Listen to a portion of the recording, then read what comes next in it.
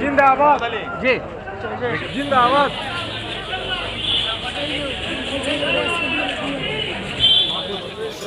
এছাড়া সব উপলক্ষে যেটা যেমন দেয় পানি, চাপকল, বাথরুম ইত্যাদি যেগুলো দেয় এগুলো দেয়। বাকি অন্যান্য বিষয় পঞ্চায়েতের ব্যাপার সেটা আলাদা ব্যাপার। এছাড়া সব উপলক্ষে যেটা দেয় লাইট ফাইট যেমন দেয় ঠিক তেমনই এবারও সিস্টেম দিয়েছে। মানে এমন কোনো অভিযোগ এখনো পর্যন্ত শুনতে পাইনি, দেখিনি যে এবছরে সে অন্যান্য বারের তুলনায় কি সরকারি পরিষেবা ঠিকঠাক পাইনি, এমন কি এখন? ব্যাপার হচ্ছে দেখেন, অভিযোগ যারা করে এসছেন তারা সারাদিনও করা হয়েছে। এখন যতটুকু দিয়েছে যেটুকু যা বললাম এতটুকু দিয়েছে। বিশেষ সব বলেছে আগের বছর নতুন করে বাস পরিষেবা শুরু হয়েছিল, আলহামদুলিল্লাহ ধন্যবাদ জানিয়েছি।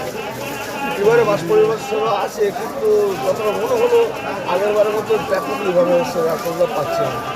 বাস পরিষেবা দিয়েছে যারা আগের মতো অতটা বেশি দেয়নি। আপনার কাছে একটা কথা জানতে চাই, এবছরে দেখা যাচ্ছে শেষ ইসারে সোয়াব, এর পরের বছর থেকে আসছে রমজান মাসে। আপনারা সেই রমজান মাসের জন্য কতটা কি মানে প্রস্তুতি নেবেন আগামী বছরের জন্য? আল্লাহ মাসের আগে, আল্লাহ হায়াতের আগে আগামীতে ইনশাল্লাহ আমরা এই ইসলামের সব আল্লাহ দেখাবেন আশা করছি।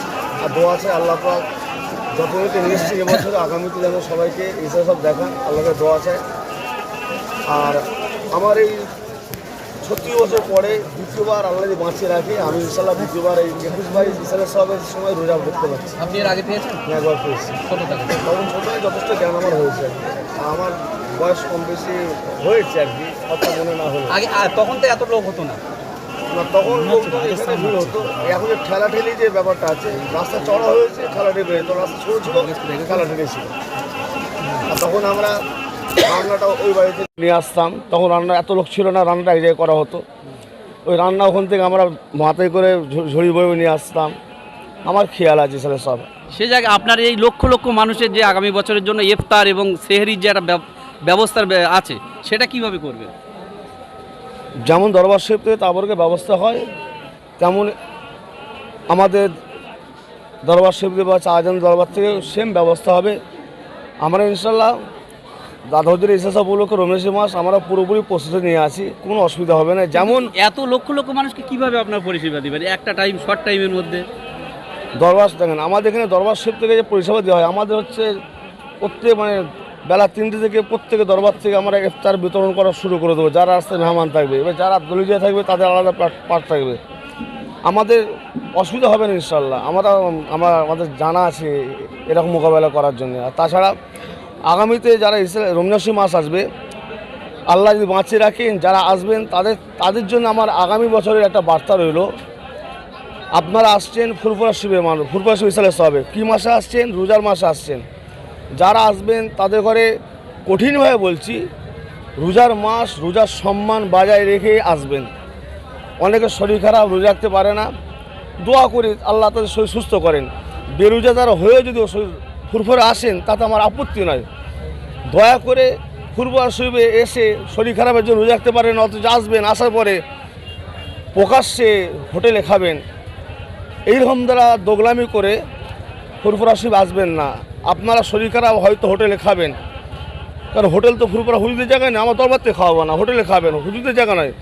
আর হুজুরাও তো খাওয়াবে না কোনো হুজুরা কোনোদিন খাওয়াবে না, হোটেল তারা ভাড়া দিয়ে দোকান করেছে, তাদের পয়সা তোলার জন্য তারা খাওয়াবে। তারপরেও বলবো মুসলমানদের কাছে দাবি, রোজার মাসে এক কান কাটা আছে, দোকান কাটা আছে। এক কান কাটা হচ্ছে যারা বাজারে বাইরে দিয়ে যায়, দোকান কাটা হচ্ছে যারা বাজারে ভেতর দিয়ে যায়। রোজার মাসে যারা রোজা রাখে না, নুকিয়ে খায়, ওরা হচ্ছে এক কান কাটা। আর যারা রোজার মাসে রোজা রাখে না অথচ প্রকাশ্যে খায়, এরা হচ্ছে দোকান কাটা। এবার অনেকের শরীর খারাপ, রোজা রাখতে পারে না, তাদের জন্য বললাম দোয়া করে। কিন্তু যারা আসবেন ফুরফুরা শরীফে শরীর অসুস্থ অবস্থায় যদি আসেন, আপনাদের যদি খাবার দরকার হয় আপনারা সেখান থেকে হয় খেয়ে আসবেন, যাদের শরীর খারাপ তাদের জন্য বলছি। বা এখানে এসে নুকিয়ে খাবেন, দয়া করে হোটেলে খাবেন না। হোটেলে খাবেন, কার হোটেলে খাবেন? এখন মুনাফেক ছয় লাভ হয়ে গেছে, একটা ফটো তুলে নিয়ে পোস্ট করবে দিয়ে ফুরফুরা শরীফে। অতএব আপনার মতো লোক যদি ফুরফুরা শরীফে এসে রোজা না রেখে যে হোটেলে খান, তাহলে আপনার মতো লোক ফুরফুরা শরীফে বদনাম করবেন না। আর যদি আপনি এরকম কাজ করেন, আপনি ফুরফুরা শরীফে মুনাফেক মুরিদ হিসাবে পরিচিত হবেন। মানে এক কথায় বলা আপনার মতো লোক আসার দরকার নেই। এক কথায় বলা যায় আগামী বছর থেকে দিনের বেলা ফুরফুরা শরীফে খাওয়া দাওয়ার কোনো ব্যবস্থা নেই, ঠিক তো? অবশ্যই রোজার মাস, দিনের বেলা কোনো খাওয়া দাওয়ার ব্যবস্থা নেই। এবার যাদের শরীর খারাপ তাদের ব্যবস্থাটা বলে দিলাম। জি। কিন্তু তা বলে এখানে অন্য জায়গায় হোটেলে বসেছে, তারা তাদের পয়সার জন্য হোটেলগুলো বসে থাকবে, তাই সেখানে দিয়ে খায়, তাদের জন্য পরিষ্কার বললাম। আপনারা প্রকাশে খাবেন, কেউ ফটো তুলে মুনাফি করবে, দেখো ফুরফুরে খাওয়া হচ্ছে, অতএব আপনার জন্য ফুরফুরা সিলসিলা বদনাম হবে। যদি আপনার মতো মুরিদের জন্য ফুরফুরা সিলসিলা বদনাম হয়, আপনার মতো মুনাফে মুরিদ ফুরফুরে আসার দরকার নেই রোজার মাসে। আজকে যেটা শুনছি যে আগামীকাল নরেন্দ্র মোদী আসবে আমাদের বাংলায়, বাংলার তো কোটি কোটি মানুষ আপনাদের ভক্ত মুরিদ, তারা এই 3 দিন আসে। অনেকে রাস্তাঘাটে বিপদ হবে, জঞ্জাট সৃষ্টি হবে, কেননা জেড ক্যাটাগরি নিরাপত্তা থাকবে। আপনারা কি বলবেন তাদের উদ্দেশ্যে? দেখেন, প্রধানমন্ত্রী তিনি আসছেন, তার ক্যাটাগরি অনুযায়ী তার নিরাপত্তা থাকা দরকার অবশ্যই। তারপরেও পশ্চিমবাংলায় যে 21-22 ইসরায়েলের সব, এই ইসরায়েলের সবটা পশ্চিমবাংলা নয়, পশ্চিমবাংলা, আসাম, ত্রিপুরা এবং ভারতবর্ষের যত বাইরের রাজ্য আছে, বাঙালিরা যারা যেখানে থাকে এবং বাংলাদেশ আছে, এত দূরে মানুষ এখানে আসে। এবং পশ্চিমবাংলার প্রত্যেকটা মানুষ জানে যে ফুরফুরা শরীফে ইসরায়েলের সব হয়, সবাই জানে, হিন্দু এবং মুসলিম সবাই। এবং এই মানে ইসরায়েলের সবে যথেষ্টভাবে সহায়তা করে। যেমন মেজর হজিগুলা জানাজার সময় আমাদের এলাকায় হিন্দুরা তাদের ঘর থেকে আপনার ভালো সাদা কাপড় বার করে দিয়েছে পরিষ্কার, যাতে মুসলমানরা নামাজ পড়তে পারে। তাদের একটা আবেগ আলাদা ছিল, এই সম্প্রীতি আমার মধ্যে আছে। তারপরও পশ্চিমবাংলার হিন্দু মুসলমান সবাই জানে, বিশেষ করে যারা বর্তমান এই বিজেপি দলের এই রাজ্যে ক্ষমতায় আছেন এবং দায়িত্বে আছেন, তারাও জানে যে ফুরফুরা শরীফ ইসরায়েলের সব, তারা কীভাবে একটা মুসলিমদের বড় তীর্থভূমি, সেইখানে এত লক্ষ লক্ষ মানুষ 3 দিনে 1 কোটির মানুষের জমায়েত হয়। আজকের দিনে মোদির একটা সভা ফেলে দিল, এটা যেন মনে হলো যেন বাংলার মধ্যে একটা কিছু ষড়যন্ত্র চলছে। তারপরও আমরা সম্প্রীতি মানুষ, আমরা প্রত্যেকটা মুসলমান ভাইদের ঘরে বলবো, যেহেতু প্রধানমন্ত্রী তারা তাদের রাজনীতি চিন্তাভাবনা করে তারা তাদের জায়গায় করতে পারেন। যারা বারাসাতে কালকে আসবেন বেলা 10টার সময় শুনলাম মোদি প্রধানমন্ত্রীর সভা আছে, বিশেষ করে যারা গোমা হাবড়ার লোক তাদের ঘরে বলবো, দেওঙ্গা যারা লোক, বসিরহাটের লোক তাদের বলবো খড়িবাড়ি হয়ে রাজহাট দিয়ে আসবেন। যারা নদিয়া সাইডের লোক তাদের ঘরে বলবো আপনারা ওই চাকদা থেকে জাগুলিয়া হয়ে বাঁশবিড়িয়া হয়ে আপনারা আসবেন। দয়া করে কালকে সকালের দিকে আপনারা কেউ আপনার বারাসাতটা ক্রস করবেন না, যারা ফুরফুরা শরীফ আসবেন তাদের উদ্দেশ্যে বললাম।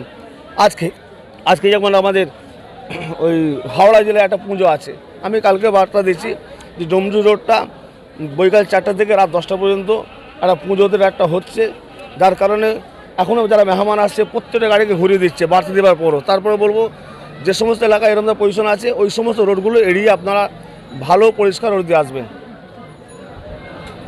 ধন্যবাদ।